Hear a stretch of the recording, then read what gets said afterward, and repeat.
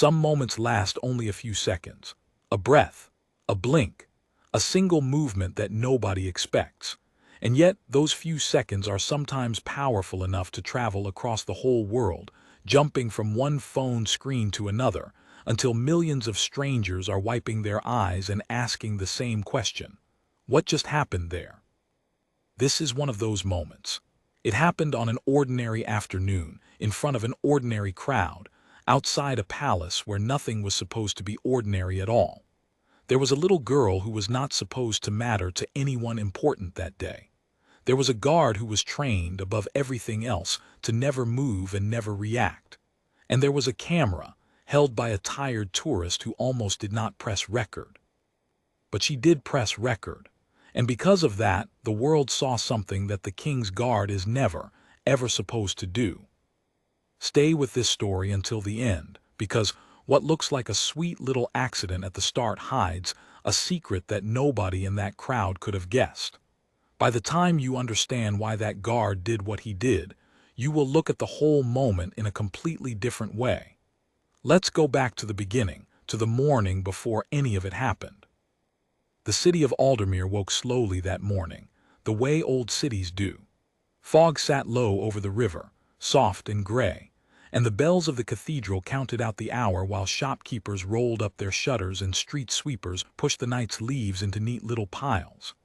At the heart of the city stood the palace, tall and pale, its iron gates polished so bright that they caught the first weak light of the sun and threw it back gold. In front of those gates, in their long red coats and tall black hats, stood the King's Guard. Everyone in Aldermere knew the rules about the guard, even the children. You could stand near them, you could take a photograph, you could talk to them, sing at them, make funny faces at them, wave your hand an inch from their nose, and nothing at all would happen.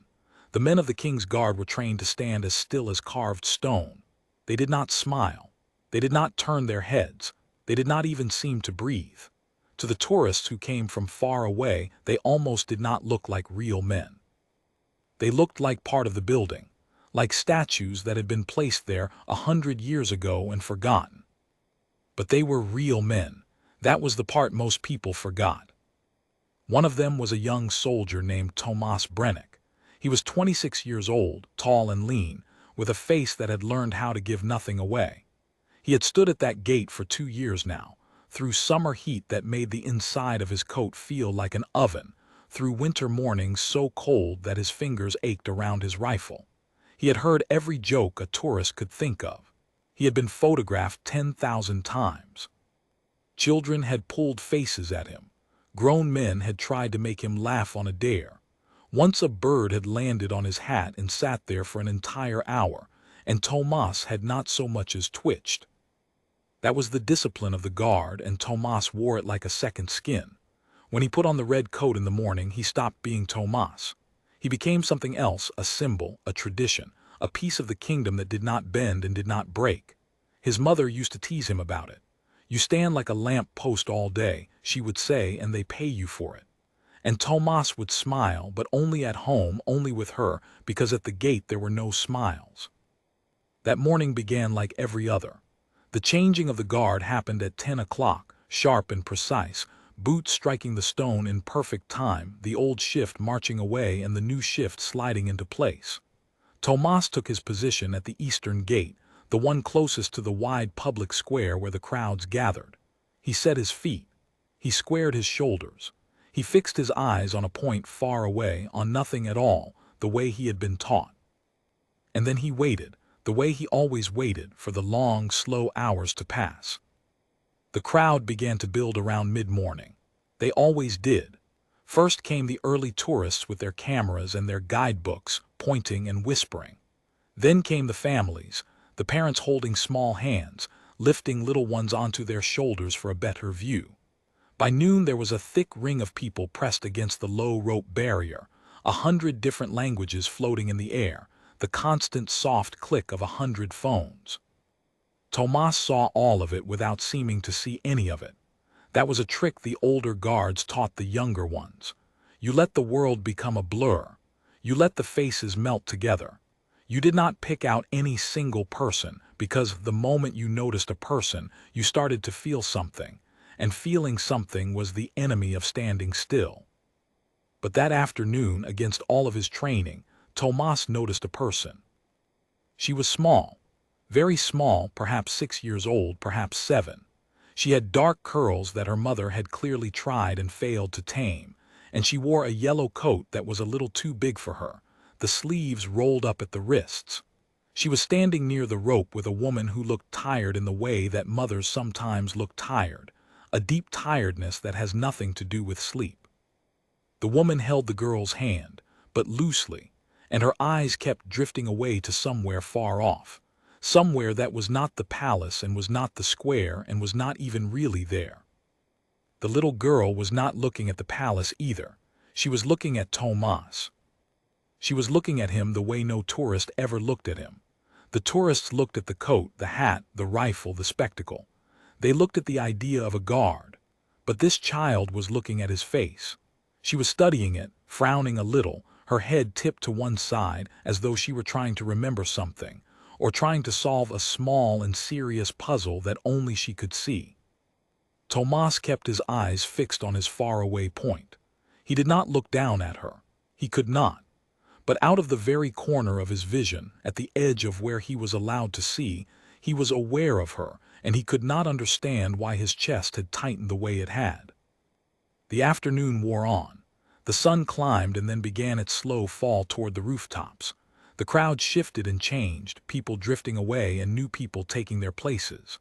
But the little girl in the yellow coat did not drift away. She stayed. While her mother stood quietly behind her, lost in her own faraway thoughts, the child stayed at the rope and she watched the still soldier and she waited, though for what nobody could have said. And somewhere in that long, ordinary afternoon, without anyone in the crowd noticing, the first thread of something extraordinary began to pull tight. By 3 o'clock, the light had turned golden and long, and the little girl in the yellow coat had still not moved from her place at the rope. Her mother had tried twice to lead her gently away. "Come on, Mira," the woman had said softly the first time, tugging at her hand. "We should go home. You must be hungry." But the child had shaken her head and planted her small feet, and her mother, too tired to argue perhaps, or sensing something in her daughter's stillness that she did not want to disturb, had let her stay. The second time the woman did not even finish the sentence. She simply sighed, and looked away again toward that distant place behind her eyes, and let the girl keep her watch. Mira, that was the child's name, and Mira had a reason for staying, though it was a reason that lived only inside her own small head, and she did not have the words to explain it to anyone. She had been staring at the guard's face for hours now, and the longer she stared, the more certain she became. There was something about him, something about the line of his jaw, the shape of his eyes, the particular way his eyebrows sat.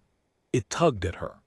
It was like hearing the first 3 notes of a song you used to know, a song from so long ago that you cannot remember the rest of it, only that it once meant something, only that it once made you feel safe. Mira did not understand why the still soldier made her feel that way. She was too young to understand it, but she felt it all the way down, and so she stayed. At last, with the slow boldness of a child who has made up her mind, she let go of her mother's hand. The woman did not notice. She was looking at the sky. Mira ducked under the bottom of the rope barrier, easy, for someone so small, and walked out onto the smooth stone in front of the gate, into the empty space where no one was supposed to go. A ripple went through the crowd. A few people gasped. A man near the front reached out as if to stop her and then pulled his hand back, unsure. A woman lifted her phone, half out of worry and half out of instinct. And without really deciding to, she pressed record. Later she would say she had no idea why she did it. She just had a feeling she should. Mira walked right up to Tomas. She had to tip her head all the way back to look up at him, because he was so tall and she was so small, and the great black hat made him taller still. For a long moment she simply stood there, staring up into his face, and Tomas stared at his faraway point, and neither of them moved, and the whole square seemed to go quiet. Then Myra did something that made the crowd hold its breath. She reached up, and in her small fist she was holding something, a little folded paper star, the kind a child makes from a strip of paper, crumpled and creased from being carried in a coat pocket all day. She held it up toward him, as high as her arm could reach, an offering, a gift.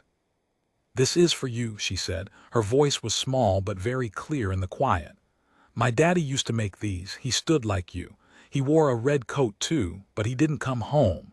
She paused, and her brave little face wobbled just slightly. "You looked like him, so I made you a star." The crowd was silent. The mother at the rope had finally noticed. Her hand was at her mouth, her tired eyes suddenly wide and bright with tears, frozen, unable to move. And Tomas, who had not moved a muscle in 2 years, who had stood like stone through cold and heat, and every test the crowd could throw at him, who had been trained above all else to never, ever react. Tomas broke. It was not a big movement. That was what made it so powerful. He did not step out of line. He did not drop his rifle. He simply, slowly, carefully, as though it cost him everything he had, bent his knees and lowered himself down, all the way down, until his face was level with the face of the little girl in the yellow coat. The crowd made a sound, a soft collective gasp, 100 breaths catching at once. Tomas looked at her, really looked at her, the way a guard is never supposed to look at anyone. And then, with a gentleness that did not belong to a statue but only to a man, he reached out one white-gloved hand and took the small paper star from her fingers as though it were the most precious thing in the entire kingdom.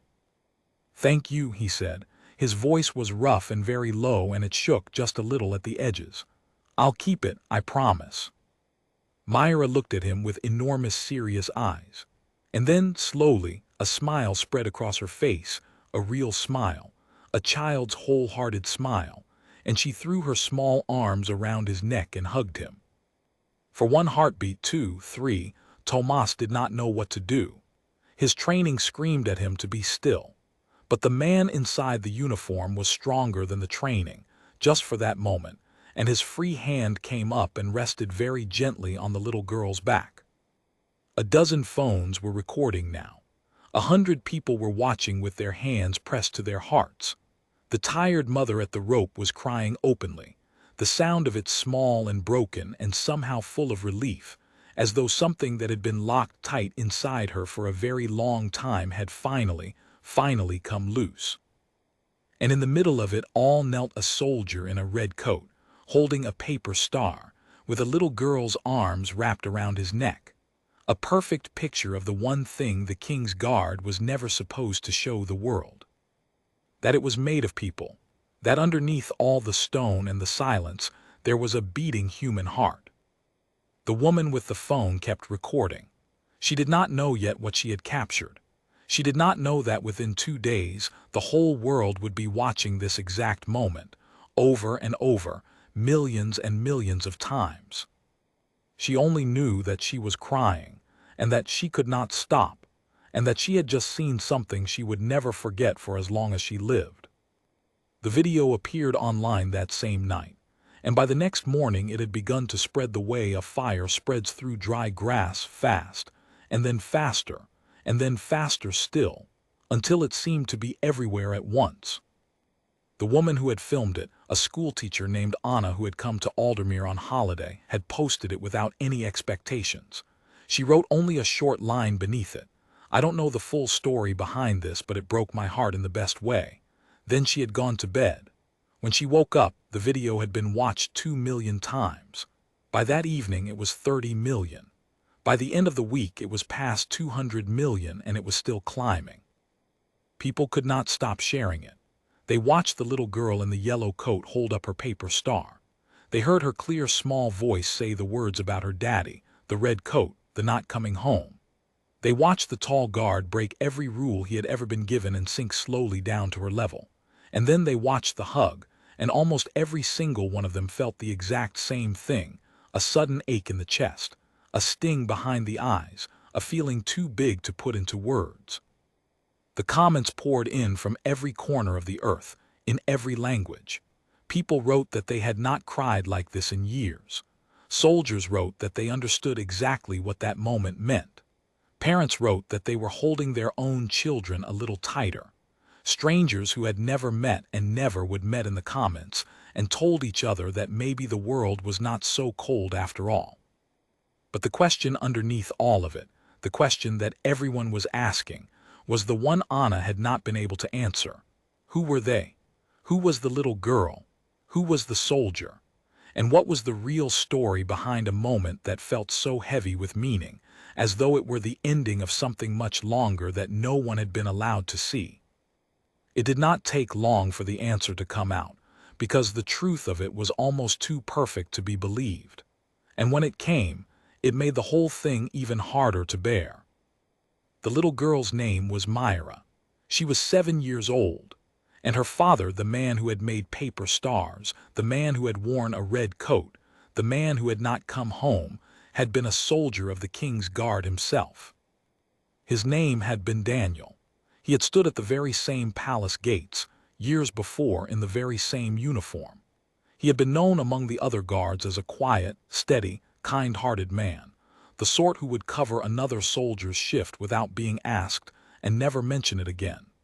He had married young and had a daughter he adored, and he had carried a photograph of that daughter inside his coat every single day that he stood at the gate. And then Daniel had been sent away, far away to a place of danger, the kind of place soldiers are sometimes sent and do not always return from. He had written letters home, and in each letter he had folded a little paper star for Mira, so that she would have something from his own hands to hold. She had kept every one of them in a small wooden box beside her bed. Daniel had been killed in his 2nd year away. Mira had been 4 years old. She was too young to truly understand where her father had gone, only that he was gone and that the stars stopped coming. The mother, Anna, the schoolteacher, eventually learned her name was Sarah, had spent 3 long years drowning in a grief so deep that some days she could barely lift her head. That was the faraway look that people in the crowd had seen in her eyes. That was the tiredness that had nothing to do with sleep. She had brought Mira to the palace that day almost without thinking, drawn back to the place where her husband had once stood, as though some part of her needed to stand where he had stood, just one more time. She had never expected her daughter to recognize anything. She had never imagined that a 7-year-old's heart could hold a memory that old and that deep. But Mira had looked at the young guard's face and felt the echo of her father, and she had carried her last paper star, the very last one Daniel had ever sent, the one she always kept in her pocket, out across that stone to give it away. And the soldier she gave it to, the young man named Tomas, turned out to be the final piece of the story, the piece that made grown adults around the world put their hands over their faces and weep. Because Tomas had known Daniel. They had served together in the early days, when Tomas was a raw new recruit, and Daniel was the steady older soldier who took him under his wing. It was Daniel who had taught Tomas how to stand still. Daniel who had taught him the trick of letting the crowd become a blur. Daniel who had shown him, on a freezing winter morning, a creased photograph of a little girl with dark curls and said, with quiet pride, "That's my Mira. That's who I do all this for." When Daniel did not come home, Tomas had grieved him like a brother. And for 3 years he had stood at that gate carrying a small private wish, that one day, somehow, he might be able to do something for the family of the man who had taught him everything. He had never known how to find them. He had never imagined he would not have to. So when a little girl in a yellow coat walked out across the stone and held up a paper star and said her daddy had worn a red coat and had not come home and said you looked like him, Tomas had known. In an instant, in a single breaking heartbeat, he had understood exactly who she was. The photograph in the cold winter morning, the dark curls, the pride in a dead friend's voice. That was why he had knelt. That was why the stillest man in the kingdom had broken every rule he owned. He was not kneeling to a stranger. He was kneeling to the daughter of his brother. He was keeping, in that one small moment, a promise he had never been able to make out loud. When the full story spread, the video took on a weight that almost no one could carry without crying. People watched it again, and now they understood, now they saw the whole invisible history behind those few seconds. The years of grief and love folded into one paper star, and the moment that had already moved millions moved them all over again, deeper this time, into a place words could not reach. The guard, which never spoke about such things, did something it almost never did. It allowed Tomas to meet the family properly, away from the cameras and the crowds. He came to their small home one quiet evening, out of his red coat now, just a young man in an ordinary jacket, and he sat at their kitchen table and told Mira and Sarah everything. Every story he had about Daniel, every kindness, every joke, every steady word. He told Sarah that her husband had been one of the finest men he had ever known. He told Mira that her father had spoken about her every single day, that she had been his whole reason, that he had loved her more than anything in the world. And he gave Mira back the paper star because he said it belonged with her with the others in the wooden box. But he asked if he could keep just one thing instead, a copy of that creased old photograph, the one her father had carried at the gate, so that he could carry it too, so that a piece of Daniel could keep standing watch at the palace, the way he always had. Sarah cried, and this time it was not the broken crying of grief but something gentler, something that finally had room in it for a little peace. And Mira, who was only 7 and did not understand all of it, understood the part that mattered. She understood that the tall soldier had loved her daddy too, and in a strange and beautiful way, that made her feel that her father was not quite so far away after all. The video is still out there. People still find it even now and watch it for the first time and feel that same sudden ache they cannot explain. Most of them will never know the whole story. They will only see a little girl, a paper star, and a guard who knelt. But perhaps that is enough. Perhaps the reason the moment touched the whole world is that, even without knowing the details, people could feel the truth inside it, that love does not end when someone does not come home, that it lingers and waits and finds its way back to us in the smallest of things, in a folded paper star, in the kindness of a stranger who was never really a stranger at all, in a single moment of stillness, broken not by weakness but by the strongest thing there is. And if you ever find yourself in Aldermere standing in that square before the pale palace and the iron gates, look closely at the young guard in the red coat. He will be standing perfectly still, the way he is supposed to. He will not smile. He will not move. He will give nothing away. But somewhere inside that coat, close to his heart, there is a creased photograph of a little girl with dark curls, and he is still keeping his promise, every single day. By 3 o'clock the light over Aldermere had turned soft and golden, the kind of light that makes old stone look warm and kind, and the little girl in the yellow coat had still not moved from her place at the rope. The afternoon had grown long and slow. Many of the morning faces were gone now, drifted off to cafes and gift shops and other corners of the city, and new faces had come to take their places. But through all of that coming and going, through the rise and fall of a dozen different crowds, the child in yellow had stayed exactly where she was. She stood with her small hands resting on the low rope, her chin lifted, her dark curls catching the light, and she watched the still soldier with a patience that did not belong to someone so young. Her mother had tried twice to lead her gently away. The first time had been an hour ago. The woman had crouched down beside her, brushing a curl back from the girl's forehead with a tired hand, and had said softly, "Come on, Mira. We should think about going home. You must be getting hungry by now." But the child had shaken her head, not rudely, not with the stamp of a tantrum, but slowly and firmly, the way a person says no to something that matters more than they can explain. And she had planted her small feet on the stone and stayed. The mother had not pushed. Perhaps she was simply too tired to argue, or perhaps she had seen something in her daughter's stillness, some quiet seriousness that she did not want to disturb. So she had straightened up again and let the girl keep her place at the rope. The second time, a while later, the woman had not even finished her sentence. "Myra, sweetheart, we really should," she had begun, and then the words had simply faded away in her mouth. She had looked down at her daughter's small, fixed face, and then she had looked away again, off toward the rooftops, off toward that distant place behind her eyes that seemed to call to her more strongly than anything in front of her. And she had let the matter drop. She had wrapped her arms around herself against a chill that the afternoon did not really have, and she had stood quietly behind her child, lost somewhere far away, and waited. Myra, that was the little girl's name, and Myra had a reason for staying, a reason that lived only inside her own small head, in a place she did not have the words to reach.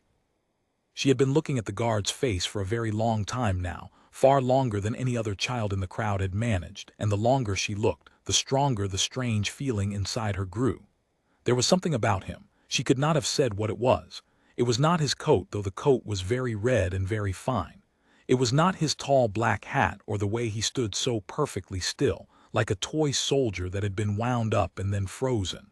It was something in his face, the shape of it, the set of his jaw, the quiet, steady way his eyes looked at nothing and everything all at once.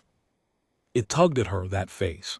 It tugged at a thread somewhere deep inside her chest, a thread connected to a feeling she had almost forgotten she still carried. It was like hearing the first few notes of a song from a long, long time ago, a song you used to know so well that you could have sung it in your sleep, a song that someone had once sung to you in the dark when you were afraid. You cannot remember the words anymore.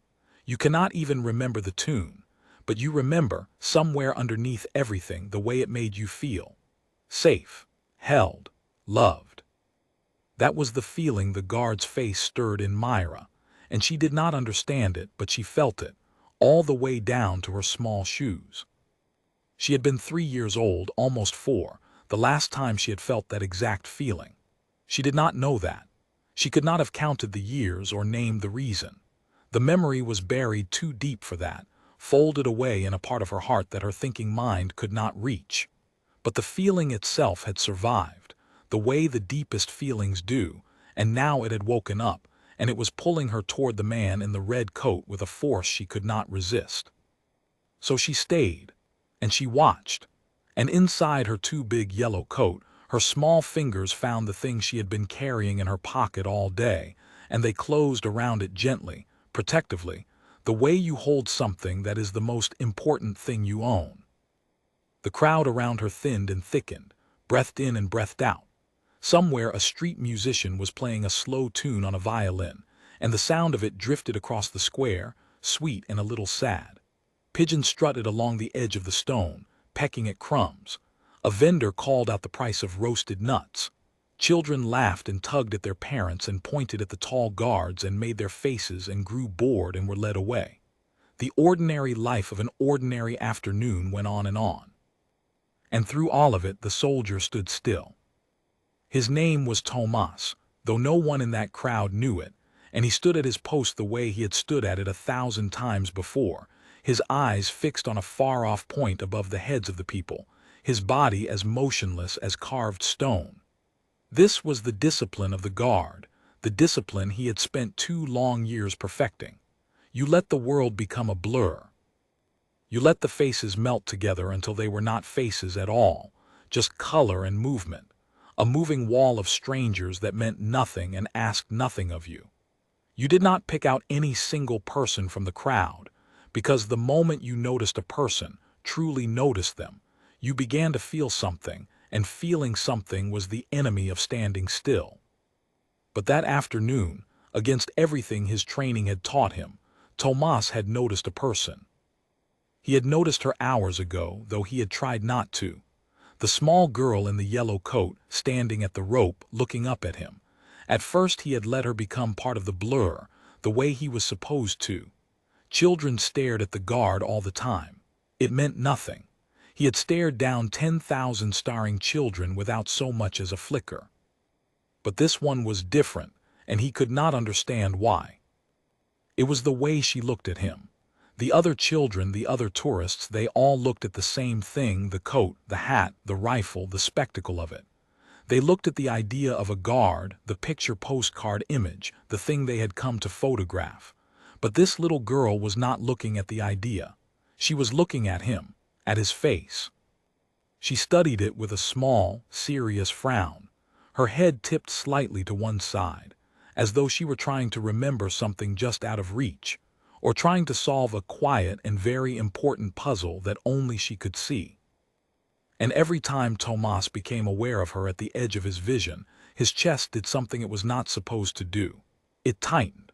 A strange, soft ache moved through him, an ache he could not name and did not welcome, and he had to work harder than usual to keep his face from showing it. He did not know why. He told himself it was nothing. He told himself to let her melt into the blur with all the rest.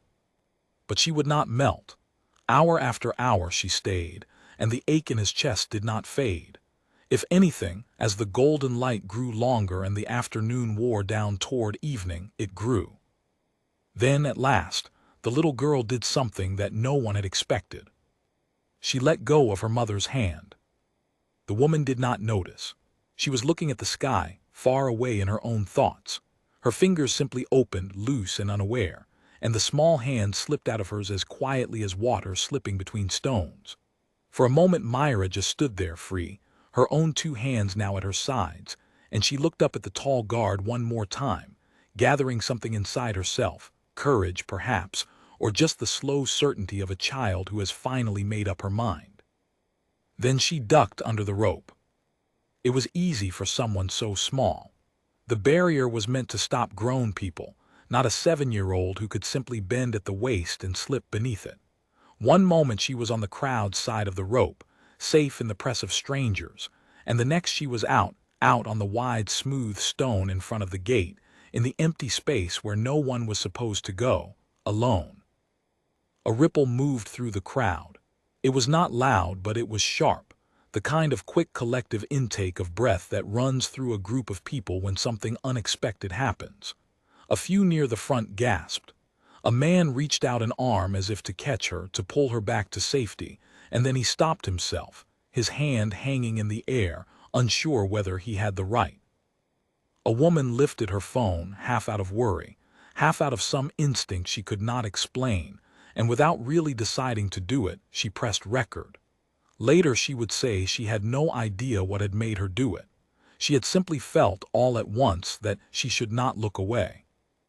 And the little girl in the yellow coat walked across the stone, small and steady, straight toward the still soldier. The square seemed to grow quiet around her. The violin had stopped. The vendor had stopped calling. Even the pigeons seemed to still. 100 people watched the tiny figure cross that wide and forbidden space, and not one of them spoke, because there was something in the way she walked, so certain, so unafraid, so full of a purpose no one understood, that held them all silent. Mira reached the guard and stopped in front of him. He was so very tall and she was so very small that she had to tip her head all the way back to look up into his face, and even then the great black hat seemed to rise away from her into the sky. For a long moment she simply stood there, looking up at him, and the soldier looked at his far-off point, his eyes fixed, his body stone-still, the way he had been trained, and neither of them moved, and the whole square seemed to hold its breath and wait. Then Mira raised her arm. In her small fist she was holding something, the thing she had carried in her pocket all day, the thing her fingers had closed around so protectively. As her arm came up, the people near the front could see what it was, a little folded star, made of paper, the kind a child makes by folding and tucking a thin strip over and over until it puffs into a small 5-pointed shape. It was creased and a little crumpled now, soft at the edges from being carried so long, from being held so tightly. But it was a star unmistakably, and she held it up toward the guard as high as her arm could reach, an offering, a gift, the most precious thing she owned. "This is for you," she said. Her voice was small, but in the great hush of the square it carried, clear and bright as a struck bell. People at the back leaned in to hear. People at the front went very still. "My daddy used to make these," Mira said. She was looking up at the soldier's face with enormous, serious eyes, and she spoke simply, the way children speak, with no idea of the weight her words carried. "He stood like you, very straight. He wore a red coat too. She paused, and her small voice dropped just a little, growing softer. But he didn't come home. The silence in the square was complete now. Somewhere in the crowd, someone made a small broken sound and pressed a hand to their mouth. "You looked like him," the little girl went on, and her brave face wobbled just the smallest bit, just enough to break 100 hearts at once. "From all the way over there you looked like him, so I made you a star, because he can't have it anymore." She lifted it higher, stretching up onto her toes. "You can have it instead." And behind her, at the rope, the mother finally understood what was happening. The woman's faraway look had shattered. She was staring now, her tired eyes suddenly wide and bright and brimming, one hand pressed hard against her own mouth, frozen in place, unable to move or speak. She had not known her daughter still remembered. She had not known the memory lived in her at all, buried so deep, so old. She had brought the child here for her own reasons, never dreaming the girl's small heart was carrying something this large. And now she watched, helpless and trembling, as her daughter stood alone in that vast space and held up the last paper star to a stranger in a red coat. The guard Tomas had not moved, but inside him something enormous was happening. The moment the little girl had spoken, the moment the words had reached him, the red coat, the daddy who made stars, the daddy who did not come home, something had broken open in his chest, sudden and total, like a dam giving way. The strange ache that had haunted him all afternoon had a shape now, a terrible and beautiful shape, and it was rising up through him with a force that no training in the world could hold back. His eyes, fixed for 2 years on that far-off point, blurred. His perfect stillness, the stillness he had built so carefully, the stillness that was his whole self at this gate, it trembled. It cracked. Every rule he had ever been given roared inside him. Do not move. Do not react. Do not look at her. You are stone. You are tradition. You are not a man. You are a symbol, and symbols do not bend. For 2 years that voice had ruled him absolutely. He had let a bird sit on his hat for an hour without a twitch. He had let grown men try every trick they knew to make him laugh and had given them nothing. The rules were everything. The rules were who he was. But the man inside the uniform was stronger than the rules. Just this once. Just for her. And Tomas broke. It was not a large movement. That was what made it so unbearable to watch. He did not step out of his line. He did not drop his rifle or call out or do anything wild. He simply began, very slowly, to bend.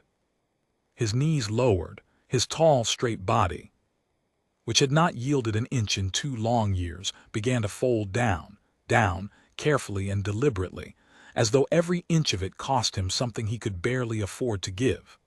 The great red coat shifted around him. The black hat tipped forward, and down he came, lower and lower, until at last his face was level with the small, upturned face of the little girl in the yellow coat.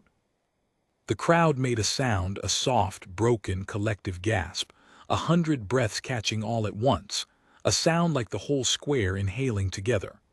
Phones rose all along the rope, a dozen of them now, then 2 dozen, all of them pointed at the impossible thing happening on the stone. Tomas looked at her, truly looked at her, his eyes finding hers, the way a guard at that gate is never, ever supposed to look at anyone, not at a blur, not at a stranger, but fully, completely, the way one person looks at another when something passes between them that words cannot hold. And whatever he saw in that small, serious face, it finished what her words had started. The last of his stone fell away. What knelt on that stone now was not a statue. It was only a young man, with a young man's grief and a young man's tenderness, looking at a child who had just handed him her whole heart in the shape of a paper star. He reached out one hand. The white glove was very clean and very pale in the golden light. With a gentleness that did not belong to any soldier, that belonged only to a person who understood exactly what he was being given, he took the small, folded star from her fingers. He took it the way you take something irreplaceable, slowly, carefully, with both the gift and the giver held safe in his attention, as though it were the most precious object in the whole kingdom, more precious than the crown itself, more precious than anything behind those iron gates. "Thank you," he said. His voice was low and rough, and it shook at the edges, the way a voice shakes when its owner is holding back a great deal more than he is letting out. He closed his gloved hand around the paper star, gently, completely, so that it disappeared into the safe dark of his fist. "I'll keep it," he said. "I promise you I'll keep it always." Myra looked at him with her enormous eyes. For a moment her small face was very serious, searching his as though she were checking whether he meant it. And then slowly something changed in her. The worry went out of her. A smile began at the corners of her mouth and spread until it lit up her whole face, a real smile. A child's full, open, wholehearted smile, the kind that holds nothing back. And in the simple, sudden way that children do, she stepped forward and threw both of her small arms around the soldier's neck and hugged him. For one heartbeat, Tomas did not move.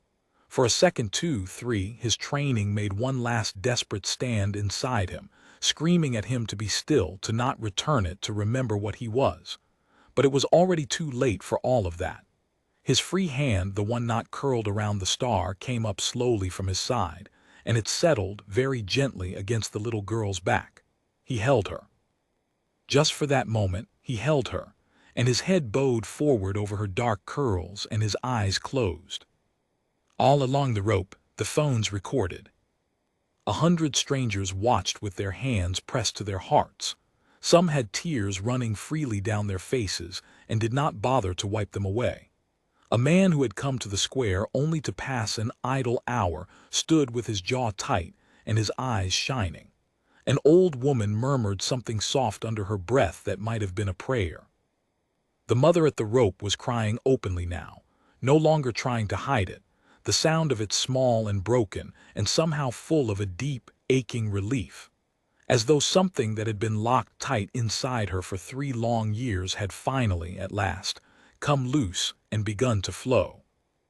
And in the middle of it all, on the smooth stone before the pale palace, a soldier in a red coat knelt with a paper star hidden in his fist and a little girl's arms wrapped around his neck. It was the one thing the KingsGuard was never meant to show the world. The one secret behind all the stone and the silence and the perfect, unmoving discipline. That underneath it all, they were people. That beneath the symbol there beat a human heart, and that heart could be broken open by something as small and as enormous as a child's paper star. The woman with the phone kept recording. Her own vision was swimming now, her hands not quite steady, but she did not lower the camera. She did not yet understand what she had caught. She did not know that within 2 short days the entire world would be watching this exact moment, again and again, that millions upon millions of strangers across every country on earth would feel the very thing she was feeling now. She only knew that she was crying, and that she could not seem to stop, and that she had just witnessed something she would carry in her heart for the rest of her life. A moment that asked, without words, a question that the whole world would soon be desperate to answer.